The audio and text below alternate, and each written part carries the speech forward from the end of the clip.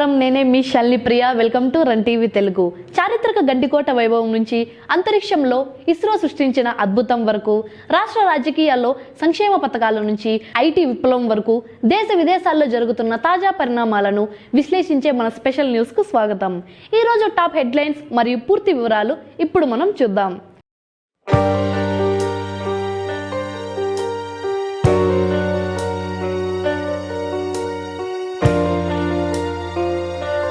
గండికోట అపురూప కట్టడం జుమ్మా మసీదు.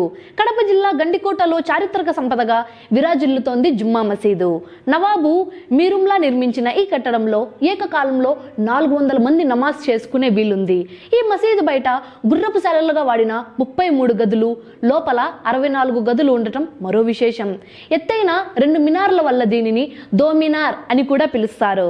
దీని ఎదురుగా ఉన్న నీటి తొట్టెకు రాయల చెరువు నుంచి నీరు వచ్చేలా అద్భుతమైన ఇంజనీరింగ్ కూడా ఏర్పాటు చేశారు. పోలవరం ప్రాజెక్టు పెరగనున్న అంచనాలు. ఆంధ్రప్రదేశ్ జీవనాడి పోలవరం ప్రాజెక్టు అంచనా వ్యయం 62,436 కోట్లకు చేరుకుంది. తొలి దశలో ప్లస్ 41.15 మీటర్ల ఎత్తు వరకు నీటిని నిలిపేందుకు కేంద్రం 30,436 కోట్లు మంజూరు చేసింది. రెండో దశలో ప్లస్ 45.72 మీటర్ల ఎత్తు వరకు నీరు నిలిపేందుకు మరో 32,000 కోట్లు అవసరమని అధికారులు ప్రాథమికంగా నిర్ణయించారు. దీనిపై సీఎం చంద్రబాబు ఇప్పటికే కేంద్ర మంత్రులకు లేఖ సమర్పించారు. నిధుల విడుదలపై సమగ్ర స్పష్టత రావాల్సి ఉంది. అమరావతి ఇక క్వాంటమ్ హబ్.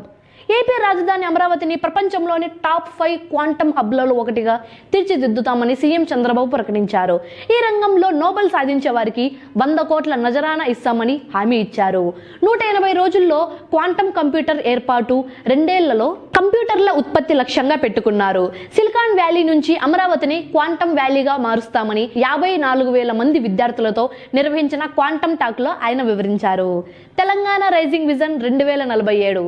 తెలంగాణను అభివృద్ధి పథంలో నడిపేందుకు CM Revanth Reddy rising vision 2047 దిశగా అడుగులు వేస్తున్నారు. క్యూర్, ప్యూర్, రేర్ అనే అభివృద్ధి సూత్రాల అమలుకు పక్కా ప్రణాళిక సిద్ధం చేయాలని అధికారులను ఆదేశించారు. ఇకపై ప్రతి నెల శాఖల పనితీరుపై సమీక్ష ఉంటుందని, ఐఏఎస్ అధికారులు క్షేత్రస్థాయిలో పర్యటించాలని సూచించారు. జనవరి 26లోగా రాష్ట్రంలోని 10 లక్షల మంది ఉద్యోగుల పూర్తి వివరాలు సేకరించాలని అధికారులను ఆదేశించారు. బంగ్లాదేశ్ హింసపై భారత్ నిరసన. బంగ్లాదేశ్ లో మైనారిటీ హిందువులపై జరుగుతున్న దాడులపై భారత్ లో ఆగ్రహం పెల్లుబికింది. ఢిల్లీ, కోల్కతా, ముంబై నగరాల్లో విహెచ్పి, బజరంగ్ దళ్ కార్యకర్తలు భారీ నిరసనలు చేపట్టారు. ఐక్యరాజ్య సమితి మరియు అమెరికా చట్టసభ సభ్యులు కూడా ఈ హింసను ఖండించారు. జమ్మూ అండ్ కాశ్మీర్ మాజీ సీఎం మెహబూబా ముఫ్తీ ఈ ఘటనలపై ఆందోళన వ్యక్తం చేయగా రోహింగ్యాలను వెనక్కి పంపాలని బార్ అసోసియేషన్ డిమాండ్ చేసింది. గర్భిణిపై దాడి, అరెస్టైన వైసీపీ కార్యకర్త. శ్రీ సత్యసాయి జిల్లా కదిర్లో ఓ గర్భిణిపై దాడి చేసిన వైసీపీ కార్యకర్త అజయ్ను పోలీసులు అరెస్టు చేశారు. నిందితుడిని పట్టణ ప్రధాన వీధుల్లో చెప్పులు లేకుండా నడిపించుకుంటూ పోలీస్ స్టేషన్ కు తరలించారు. జగన్ పుట్టినరోజు వేడుకల్లో బాణాసంచా కాల్చవద్దని కోరినందుకు ఆమె కడుపుపై తన్నిన ఘటన తీవ్ర సంచలనం సృష్టించింది. మహిళలపై దాడులు చేస్తే కఠిన చర్యలు తప్పవని డీఎస్పీ హెచ్చరించారు. ప్రాణాంతక మైక్రోప్లాస్టిక్స్ శాస్త్రవేత్తల హెచ్చరిక. మనం పీల్చే గాలిలో కంటికి కనిపించని మైక్రోప్లాస్టిక్స్ ఉన్నట్లు భారతీయ శాస్త్రవేత్తల పరిశోధనలో తేలింది. ముఖ్యంగా ఢిల్లీ, కోల్కతా వంటి నగరాల్లో చలికాలంలో వీటి ప్రభావం ఎక్కువగా ఉన్నట్లు గుర్తించారు. సింథటిక్ దుస్తులు, వ్యర్థాల నిర్వహణ లోపమే దీనికి కారణమని IISER శాస్త్రవేత్తలు తెలిపారు. ఇవి ఊపిరితిత్తుల ద్వారా శరీరంలోకి చేరి తీవ్ర ఆరోగ్య సమస్యలకు దారితీస్తాయని హెచ్చరిస్తున్నారు. ఇస్రో సరికొత్త చరిత్ర, బాహుబలి రాకెట్ ప్రయోగం.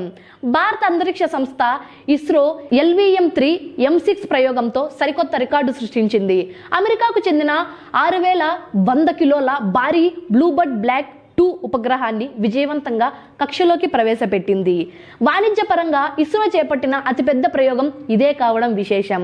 ఈ శాటిలైట్ ద్వారా ప్రపంచవ్యాప్తంగా మొబైల్ ఫోన్లకు నేరుగా 4G, 5G కనెక్టివిటీ పొందే అవకాశం ఉంది. శ్రీలంకకు భారత్ ఆపన్న హస్తం.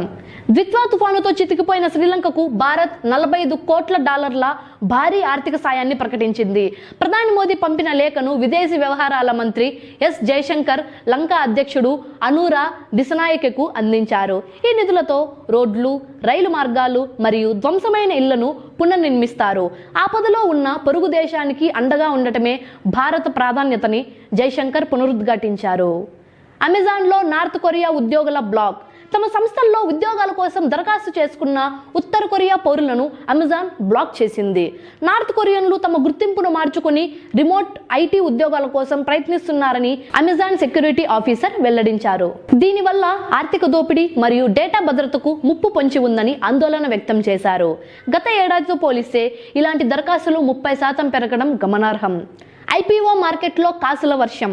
2025లో భారత ఐపీఓ మార్కెట్ రికార్డు స్థాయిలో 1.76 లక్షల కోట్ల నిధులను సేకరించింది. ఈ ఏడాది లిస్ట్ అయిన 103 కంపెనీల్లో దాదాపు 70 కంపెనీలు మదుపర్లకు లాభాలను అందించాయి.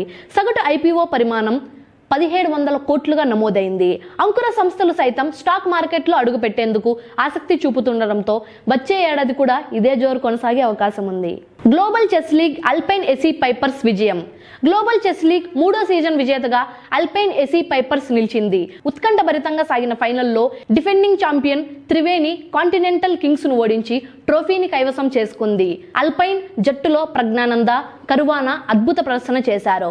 మరోవైపు ప్రస్తుత ప్రపంచ ఛాంపియన్ గుకేష్ మాజీ ఛాంపియన్ విశ్వనాథన్ ఆనంద్పై విజయం సాధించి అందరినీ ఆశ్చర్యపరిచారు. ఇవే ఇప్పటి వరకు ఉన్న అప్డేట్స్. ఇలాంటి మరెన్నో తాజా వార్తలు మరియు లోతైన విశ్లేషణల కోసం చూస్తూనే ఉండండి రన్ టీవీ తెలుగు. మా అప్డేట్స్ మీకు నచ్చినట్లయితే లైక్ చేయండి, మీ ఫ్రెండ్స్కు షేర్ చేయండి మరియు సబ్స్క్రైబ్ చేయడం మాత్రం మర్చిపోకండి. నిరంతరం సమాజ హితం కోరుతూ నేనే మీ శాలిని ప్రియ. ధన్యవాదాలు.